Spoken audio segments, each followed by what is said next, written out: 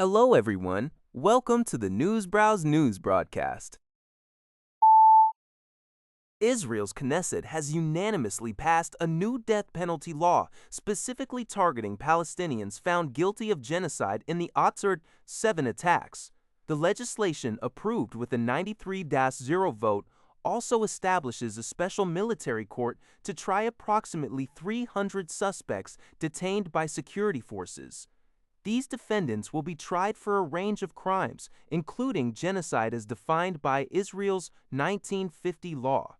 The new law prevents any person convicted of Oxford 7 offenses from being eligible for prisoner swaps or release schemes. While Justice Minister Yariv Levin lauded the bipartisan passage as a key achievement, human rights groups like the Public Committee Against Torture in Israel criticized the legislation. They expressed concerns about the possibility of show trials and convictions or executions based on confessions allegedly obtained through torture.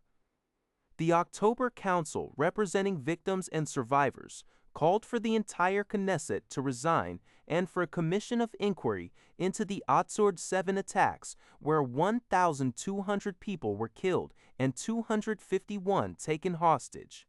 This UPI report also notes that the new law cannot be retroactively applied. Unlike a previous death penalty for terrorist bill that passed 6 weeks prior and was criticized by human rights organizations and the European Union for its discriminatory nature and for marking a grave regression in Israel's stance on capital punishment. According to a report by Liberty Times, Iran's Islamic Revolutionary Guard Corps, IRGC, Navy Deputy Commander Mohammad Akbarzadeh announced that Iran has expanded its control zone in the Strait of Hormuz to a vast operational area. Previously, the strait was considered a narrow region around specific islands, but Tehran has now significantly broadened its scope and military importance. Akbarzadeh stated that the strait is now defined as a strategic area extending from Jask in the east to Siri Island in the west, marking it as a comprehensive operational zone. This is Iran's second such announcement since the U.S. and Israeli attacks on February 28th. On May 4th, the IRGC Navy released maps showing a new control zone stretching along the coast of the Gulf of Oman from Mount Mubarak in Iran to Fujairah in the UAE, and from Qishm Island in Iran to Gowain in the UAE. The latest announcement on May 12th further expands this area, with the strait's width reportedly increasing from an estimated 20 to 30 miles to 200 to 30 miles, forming a complete crescent shape. The Strait of Hormuz is a crucial global waterway through which 1/5 of the world's crude oil and liquefied natural gas supplies pass, serving as the gateway to the Persian Gulf and a primary export route for countries like Saudi Arabia, Iraq, and Qatar. This expansion significantly heightens regional tensions. CBS News reports that the U.S. and Ukraine are advancing towards a significant drone defense agreement.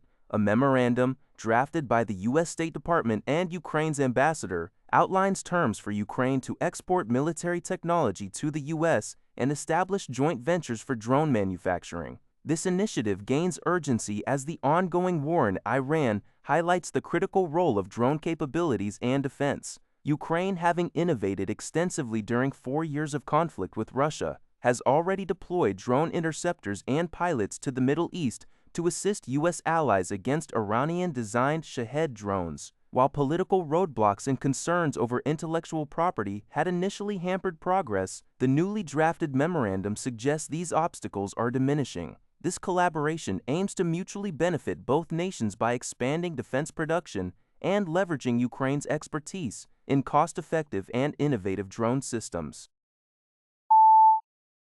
The United Arab Emirates, UAE, carried out airstrikes against Iran in early April, targeting oil refineries around the time a truce was established. The The report, published by the Wall Street Journal on the 11th and citing multiple sources familiar with the situation, indicates that the UAE struck refineries on Iran's Lavan Island. Iranian media had reported on April 8th that an oil refinery on the island was attacked by hostile forces. The attacks reportedly occurred around April 7th, shortly after U.S. President Trump announced a cessation of hostilities with Iran. This news comes amid ongoing regional tensions. Al Jazeera reports that over 370 Afghan civilians were killed and 397 injured in cross-border violence between Taliban forces and the Pakistani military in the first 3 months of 2026. According to a United Nations report, more than half of these deaths, specifically 269 killed and 122 wounded, resulted from air raids on a drug rehabilitation facility in Kabul on March 16th, which exclusively admitted male patients. The UN Assistance Mission in Afghanistan, UNAMA, noted that airstrikes accounted for 64% of civilian casualties. Cross-border clashes have escalated significantly since the Taliban's return to power in 2021, intensifying into an open war by late February, as stated by Pakistan's defense minister. Pakistan accuses the Taliban government of sheltering armed fighters like the Pakistan Taliban (TTP), while Afghan officials deny this, asserting Pakistan harbors hostile groups and disrespects its sovereignty. Despite a temporary ceasefire for Eid al-Fitr and subsequent talks in China, incidents have continued, including shelling at a university in Kunar province in late April. That's all for this video. Thank you for watching. See you in the next video.